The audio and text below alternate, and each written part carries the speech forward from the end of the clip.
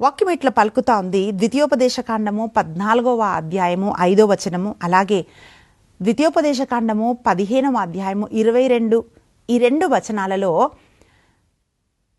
ఈ లేడీ జింక పవిత్రమైన జింక అంటే పవిత్రమైన జంతువు అని బైబిల్ చెప్తా ఉంది. అంటే అపవిత్రమైనవి పవిత్రమైనవి అని 2 విభాగాలు అంటే 2 డివిజన్స్ మనం చూస్తున్నామండి. దాంట్లో లేడీ జింక పవిత్రమైనదిగా బైబిల్ చెప్తా ఉంది.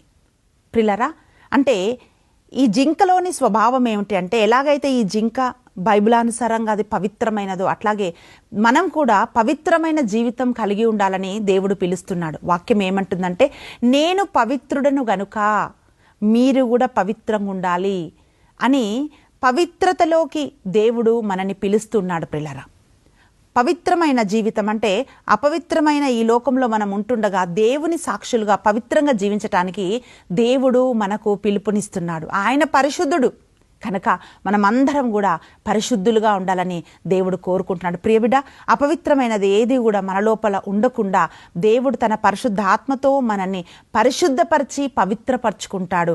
అందుకే తన పరిశుద్ధాత్మను దేవుడు మనకి ఆయన అనుగ్రహిస్తున్నాడు. పరిశుద్ధపరచు ఆత్మ, పరిశుద్ధాత్మ.